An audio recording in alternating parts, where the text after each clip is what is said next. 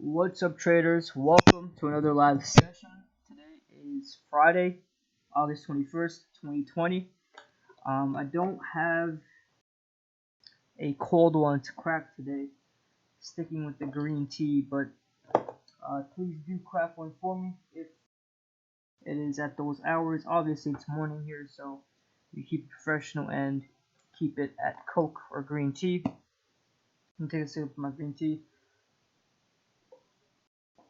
Alright, so in today's session, we'll be going over the trades we took this week, and then more importantly, prepare for next week. This week was pretty good. It was just the lack of the news until today is what kind of made things a little slow, but nonetheless, a positive week, and that's all that matters.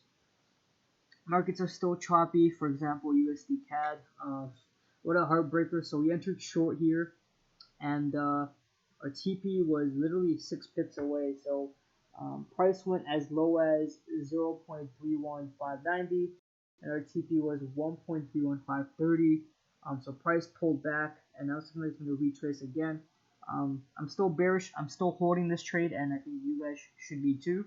But if you're not interested in holding a trade throughout the weekend, you can close now at maybe 18 pip loss if you want to. I'm gonna hold it through because again I'm very bearish on USD CAD, and this is just a pullback. I do think price will come back down, but that's just the choppy nature, and that's why this week we did a few lessons on trading consolidation, and that's all. That's all this week was. Pretty much preparing for when the markets do break out the consolidation. And so this is a trade that we're in. This is the latest trade that was called. We were also looking for gold longs, and that's still we're still waiting. So you can see here gold just consolidating at this level. It is at 1925, just using a support.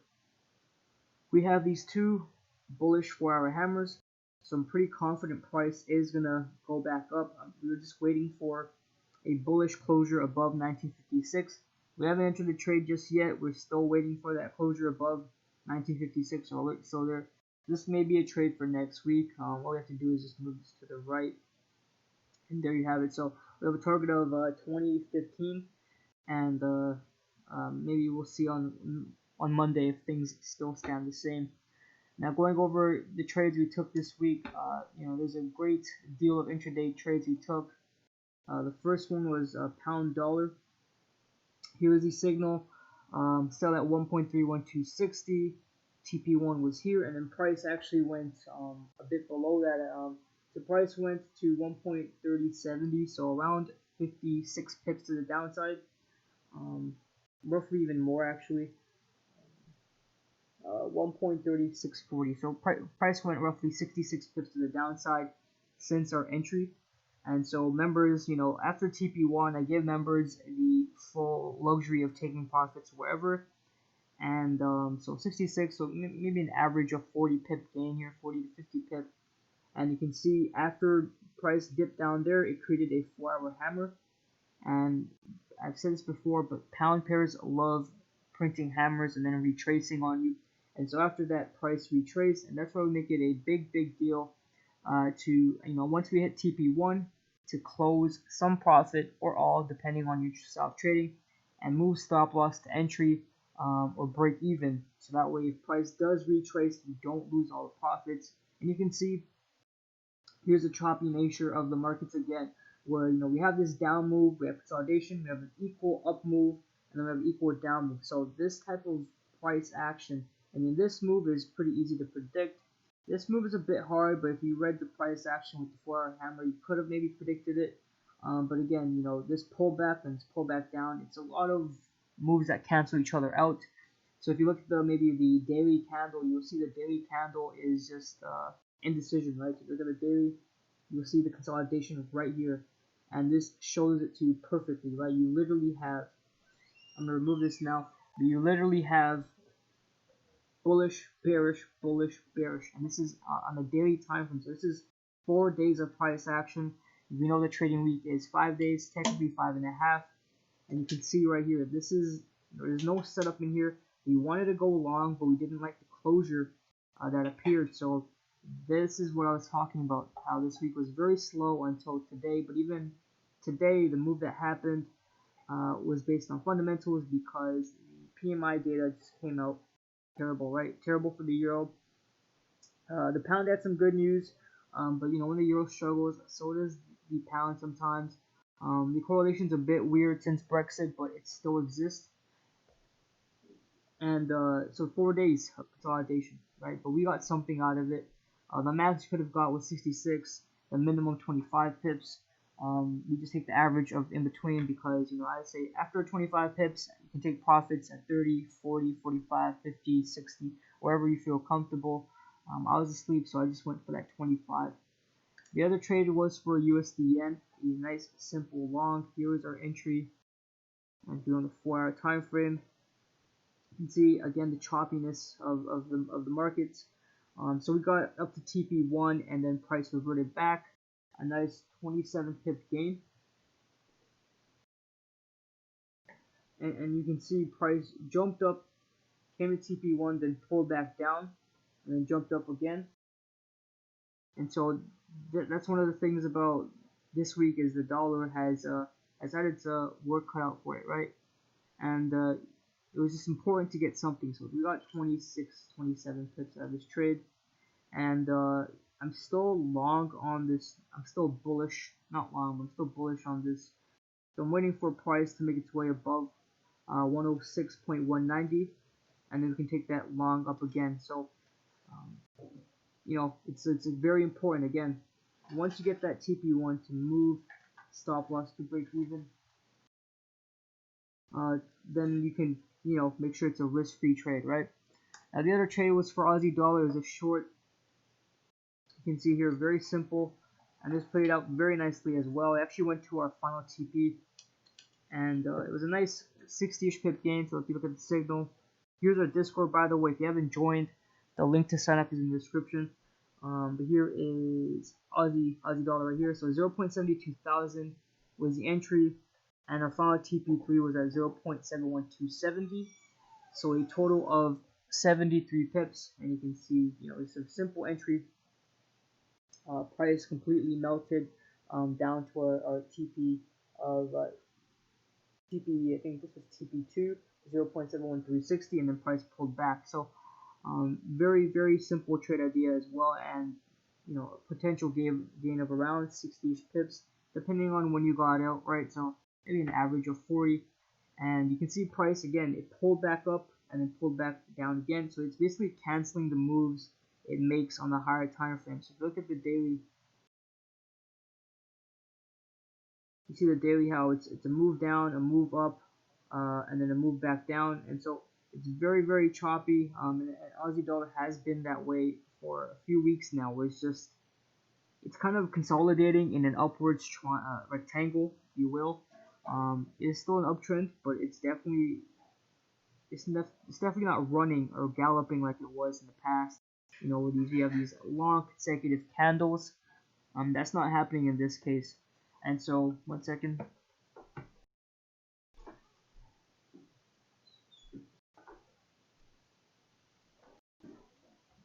And so Aussie dollar, we just got a nice quick pip. So this week, it was more about efficiency, just getting in and out of the markets very quick. So, Aussie dollar, GU, and USD yen were all called, I believe on Wednesday going into Thursday. So we got around, I think an average of 100, 120 pips, again, depending on where you got out. And that's all that matters, right? The less time you spend in the markets, the better it's actually for you, because a lot of unexpected things can happen, especially in 2020. And then, USD CAD, I'm going to probably hold it. I'm risking 1% per trade, especially with the choppiness of the markets that I can afford to. But here's the daily for USD CAD as well. Very consolidated, right? So you have 1, 2, 3, 4 days of just not doing anything, right? But the downtrend is so significant that I'm sure that we will go down lower. And this is a swing trade. That's why it's okay to hold it. We're right at entry now, so for those that do have an issue, by all means you can close it. But for me, I think I'm gonna stick this one out. And now on top of that, we had a lot of pending setups this week. Right, here's I was trying to do my work. So for example, Aussie yen, starting to play out.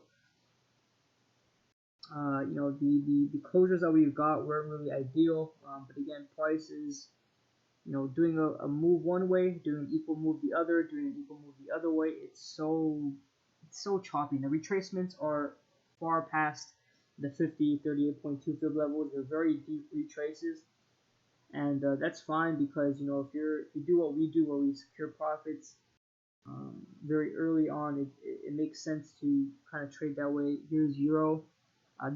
This short was analyzed as well and given, but I just didn't like to call it a signal because we were in three trades already and we had the PMI. But you can see euro melting as expected with the poor manufacturing data. This is all across the board except for maybe one result in German flash manufacturing. Everything else is bearish, worse than the forecast, and so you see euro. By Monday we should be down here. We can start thinking about taking a long again because euro wants to range as well. The majors are very rangy. This the start of the quarter, and it's going through some of these pairs to see. Yeah. So we did our homework, and I believe we found the best possible trades to take. Right. NZD CAD looks good for short, and here's another one we discussed. And it actually went into some profit, then pulled back, and it's giving us a good entry here. So this is not a bad entry point as pulling back and rejecting. Could be on the table next week. So that is how the week went. And again, it's all about closing. And actually, I like to be transparent. So we did actually start with the week with a trade for euro yen, and let me actually explain it. This was a loss, by the way. Did not want to hide it or anything like that. Let me actually try to find at what time I called this. Okay, I believe I called it somewhere here. And I called it short. Now, if you look, I sell 125.550, 125.550. Where is that? Oh, it's actually right here. Yeah, it's right here. So, this is somewhere, this is at a point where I called the short. We got stopped up, but the stop loss was pretty tight, 40 44 pips. So I wasn't, too worried about it. But you can see Euro Yen came very close to TP1, 4 pips away, but we got stopped out. A simple reason why our Euro USD long possibility became active during London, and when Euro USD rises, so does Euro Yen. Tough break, but we have some trades that we can take to make up the last pip. So you can see after that we went very close to TP1, 4 pips away, but we got stopped out. That's because euro dollar was gaining, and when euro dollar goes up, so does euro yen. But you can see if you look at the signal, right, and we were short, we have all these levels. You look at what happened to euro yen. This thing eventually ended up melting after stopping us out. So this is why I'm like, you know what? I don't mind having a big stop loss because I know the markets where they want to go, but they're just so choppy that it may look like, why is our P stop loss so big? Even though it's a 2.0 R2R setup, the stop loss might be big because we got stopped out 44 pips, and then price went all the way down. If you look at our TP3 for this signal, 124.535, and if you look where price went all the way down to 124.420, right below our final TP. So this would have been a nice 100 pip gain had we had a bit of a more conservative, more open, not conservative, more of a laxed stop loss, right? So tough break. We almost got TP1. Price pulled back, stopped us out, and then just melted. But what can you do? I know. One thing we can do is have our stop losses be a bit bigger, and understand that when you're trading with the trend, more likely than not, the odds are already in your favor. So it's okay to kind of extend that risk, but at the same time, only risk 1% per trade. And to figure all that out, we made it really simple. If you go to the portal, forexlens.com portal, there, forexlens.com/portal, there's a position size calculator. So whatever the stop loss is, you can just put in the stop loss, put in the pair, put in your account size, and it'll tell you what lot size to use. So it's very simple. After a few attempts, you can kind of like figure it out the math in your head.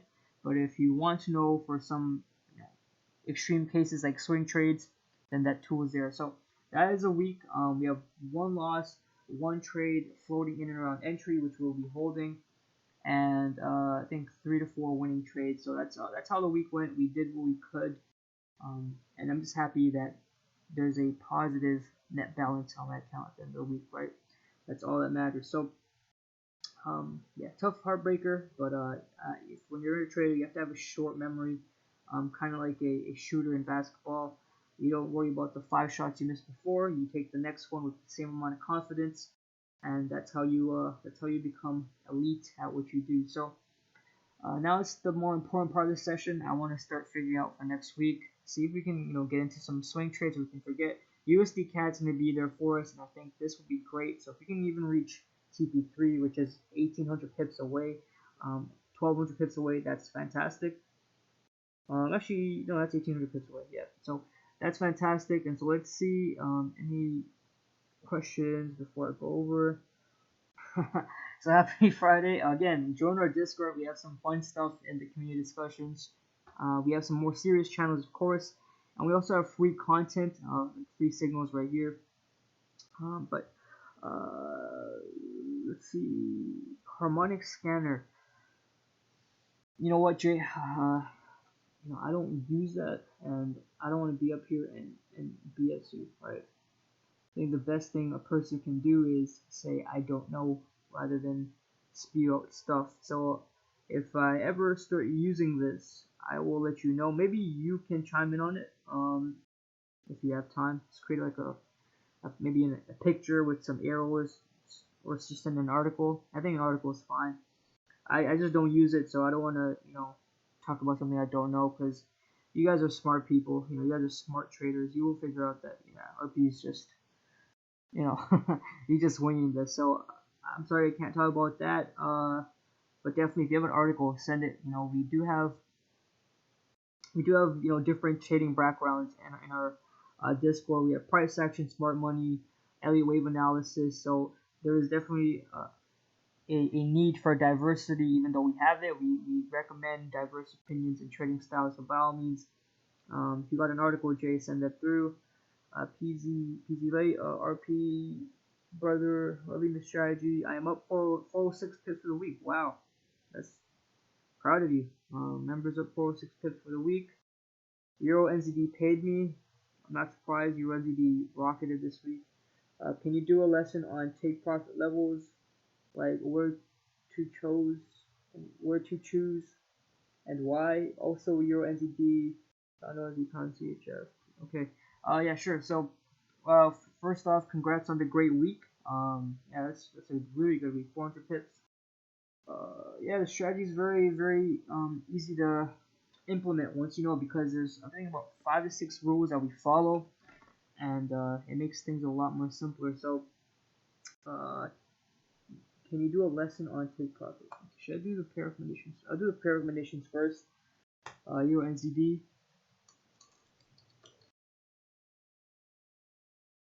Okay, so Euro NZD. Okay, yeah, so it's a nice uptrend. It did have a sell-off this week, so maybe you caught the sell-off, or maybe you caught the long, who knows. But yeah, Euro NZD moves a lot. It moves a ton. Euro NZD, my bias has been long, and you can see we actually talked about this last Friday. I think you were the one that asked it. So last Friday, I gave my opinion when price was here. Yeah, the 14th of August, Friday. I said that wait for price to pull back to this level, 1.79600, and then wait for signs of bullish activity to go long. You can see price came here, printed a nice bearish hammer, and bearish hammers and hammers in general tend to show in retracements in uptrends, right? We saw one right here, bearish, bullish, and then price retraced up. So this will happen. Bearish hammer, price pushed up, and came very, very close to our resistance at 1.82450. The reason why I have 1.82450 as a resistance is look to the left on the daily, resistance here, resistance here, resistance here, resistance here, and also some support up here. So it's a very major price point, and the long-term idea is a long. So I'm still waiting for price to break above that resistance, and I have an alert. If it lets me touch it. I have an alert at 1.82500 for that long idea. So I'm waiting for that to happen, because I just think that's the more likely, more safe option and more lucrative. Obviously, there's huge upside, right? These are the highs we've made before pandemic really took over and locked down the world. So Euro NZD, I'm still bullish. I believe this idea is on Discord. If not, I'll send it on Monday. I just don't want to send trade ideas on Friday because new members might join over the weekend and think they're valid trades and enter. But Monday we'll discuss this trade for sure. And obviously it's in an uptrend, so this should be a trade that will eventually get entry to. It just depends how choppy the markets are. So Euro NZD bullish. Pound Aussie. Oh my god, talking about consolidation. So pound Aussie, yeah, here's a box.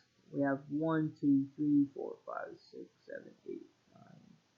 We have pretty much 8 days of consolidation. Then price finally broke out. But you can see it's coming to this daily high right here and using as resistance. And so that's why my bias has been short for pound Aussie, because I'm waiting for price to break the bottom of the consolidation. If you watch the consolidation lesson, you know that when price is in a downtrend and it starts to consolidate, when it breaks out the consolidation at the bottom, it tends to continue on the trend, right?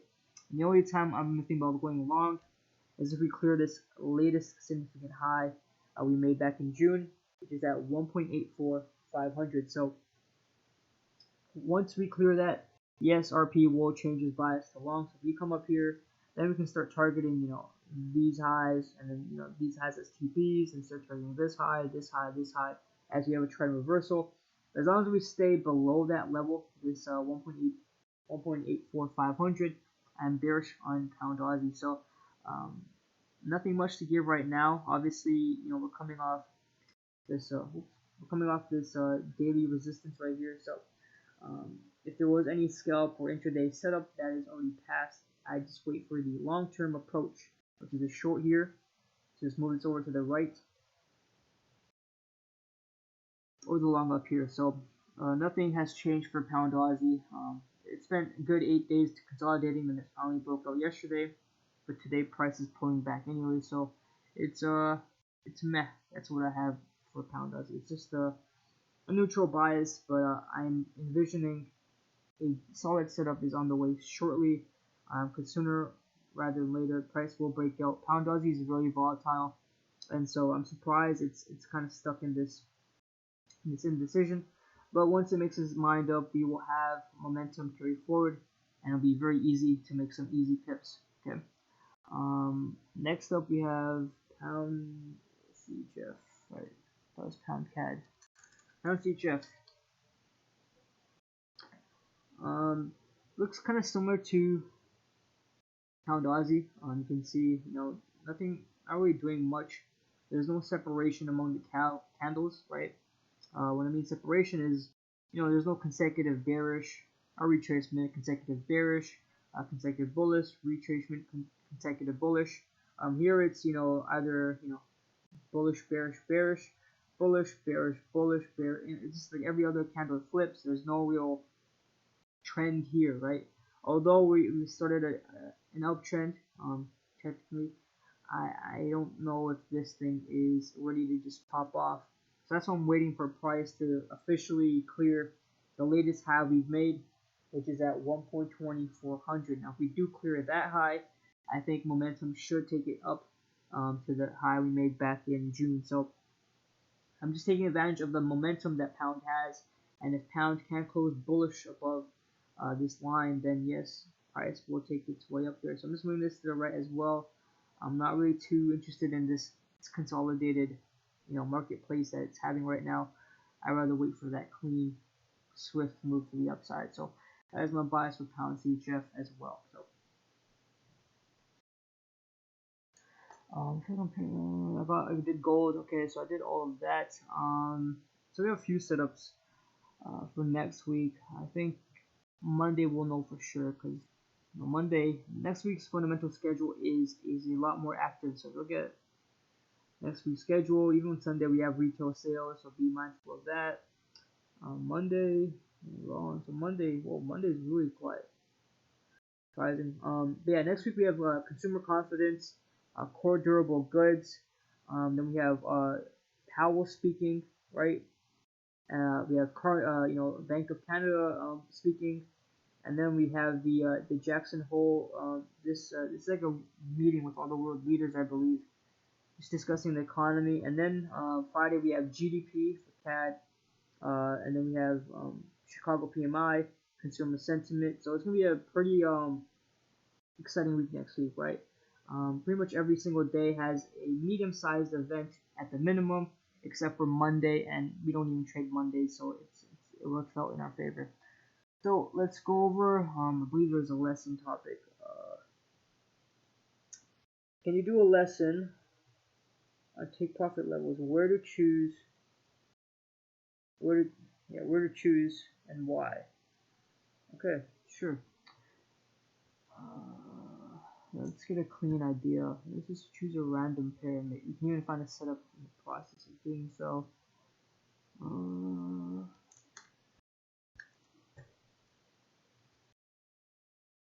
We gotta find a pair that's trending, otherwise I'm gonna become consolidation the whole time.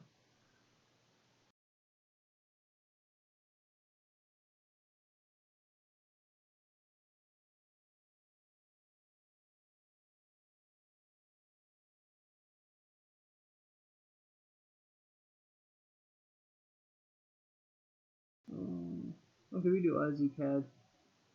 Alright, so let me remove these drawings and quickly plot up an idea for Aussie CAD.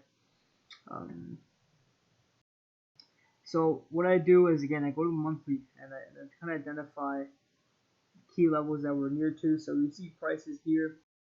The next key level I'd say is, the support. We have these wicks that's come into play here, right?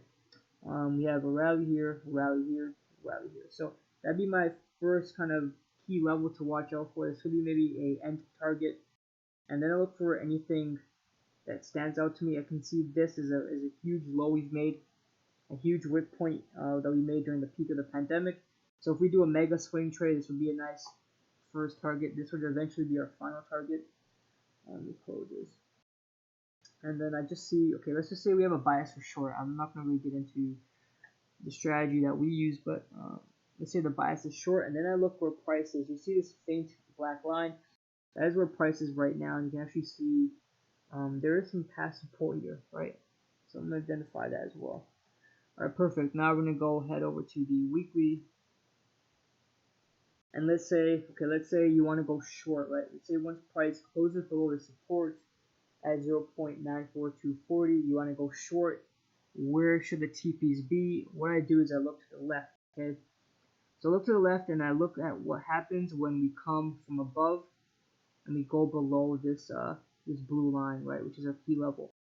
So the recent time when we come above, price literally just went down, pretty much melted all the way down to this blue line, right? Let's just say this blue line is our TP. This is our entry level, okay? So that's fine. Then you look to the left again. Last time we came from above, price actually came here, stalled, then pushed back up.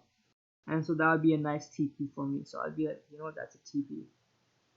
That'd be TP1. And if you can see, when I draw that, if you look to the left, you can see at one point in time, price just magically, for some reason, whipped to this level, then whipped back up. So this level has some significance, and if I extend it over even more, you will see that it was used as support the last time we came from above. So you remember, when price came from above here, where did price stall? At this black line. And we drew it from, based on price action here, we can see when we look left, as influence here, so price pushed back up, then finally went down. So that'd be my first TP. This is more like an intraday trade, so there may only be one TP, quote unquote, one TP. But if you look to the left, you can see again, if I extend this over, I'm not even trying to line it up. If I extend it over, you can see last time we came from above, back in 2016, price again came to this black line, then retraced. So that'd be a nice TP. So we see 2016 as a factor. We see in 2018 it was a factor. We see it was a factor in the later part of 2018, in 2019, and then it became a retracement point in 2019 in June, and then even this year we used it as a low before we went up to create a new high. So it all pieces together. Right now, let's head over to the daily to kind of figure out any other TPs, and then there you have it. So you're just looking at key levels. Now you can see on the daily, price action has actually created some support below, right? So I can always adjust these levels that I draw up based on recent price action, right? And I'd say, you know what, this would be a decent area to take TP1. Where are these numbers? Bring this line just down here, and there's my TP1, okay? Officially TP1. So looking to the left again, is there any other price points that I like where I can take TP? No, not really. So for this trade, what I like to do and what we like to do is, let's say we go short here. So we go short here. Stop loss, stop recent high. Here's TP. Okay, cool. Now, if we just measure, I just want to show you guys. We just measure. This is Aussie CAD. So if you measure from here to here, this is around 220 pips, right? The total take profit region. Now the first line we drew is 100 pips, right? So what I would do in this case is, because of the choppiness of the markets and because 25 pips is almost guaranteed when you trade with a trend, I would trade with the trend with my first TP at 25 pips. So